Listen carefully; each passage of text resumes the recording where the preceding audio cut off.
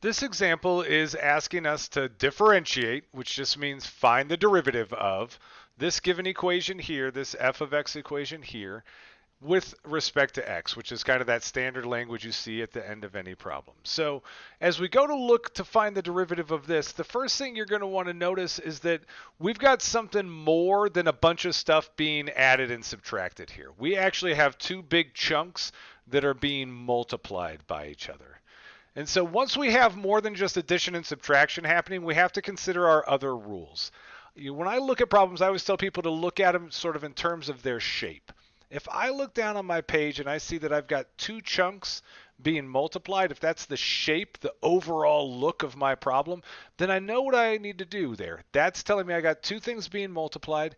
That's going to be a product rule. So we've got product rule, chain rule, quotient rule, and all of them have what I just call as a recipe. My recipes might be different than what your teacher tells you in class. They all work the same, and so you got to find what sticks in your head best and what works best for you. So when I do this, my head says I want to do f and then g prime plus g and then f prime. So my saying is fg prime plus gf prime. That is my product rule recipe is what I call it. So to do this, what I'm going to do is come back over here and I label my first chunk as my f and I label my second chunk as my g. And as I'm first starting to learn this, I just break it into the bite-sized pieces now. So I've got an f piece that's 3x cubed minus 6x plus 9. I've got a g piece that is 5x to the fourth plus 3x squared. Now, in order to run my product rule, in order to apply my recipe, I need to go find a g prime and I need to go find an f prime. And so now that you're looking at them as two smaller problems, the derivatives become a lot more straightforward. So as I come to find my f prime right now, looking just at f, I would say, how do I find the derivative of that?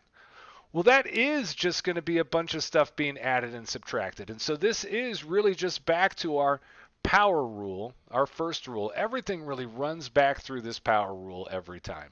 So remember, the power rule says bring the power down and then subtract 1 from the power.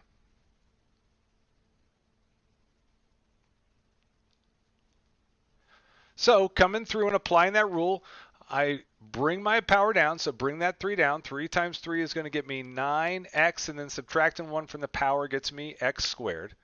On the next piece here, I remind myself there's an unwritten 1 on that x, so I'm bringing that 1 down. I get 1 times negative 6 gets me negative 6, and subtracting 1 would get me x to the 0. And as we know, anything to the 0 power is always 1, so we don't really need to write 6 times 1. And then the derivative of 9, the derivative of a constant is always the same. That's going to be 0.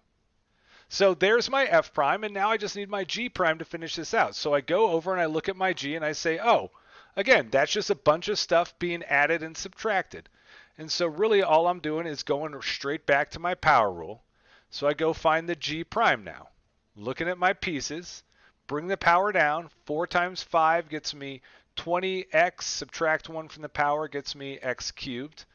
And then bring the 2 down. 2 times 3 is going to get me plus 6x, and then subtracting 1 from the power gets me x to the first.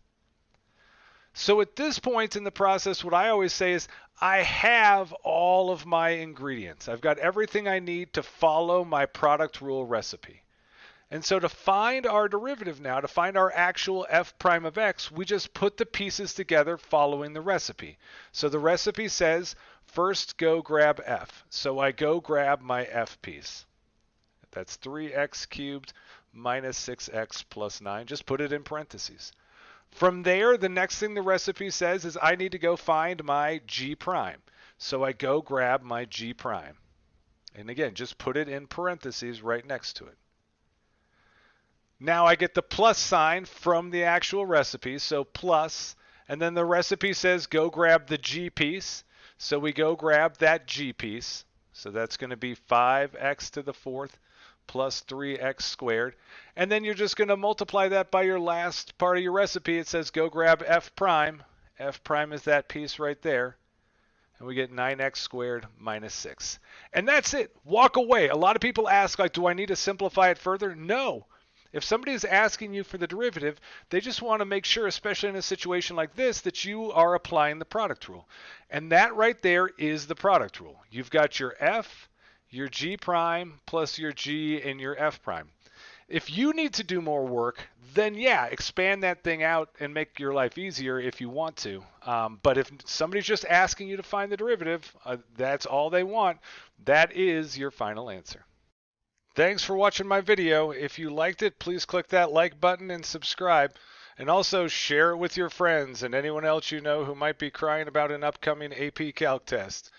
You can find more videos from me, more sample AP Calc questions, and my complete AP Calc study guide over at my website, apcalcprep.com.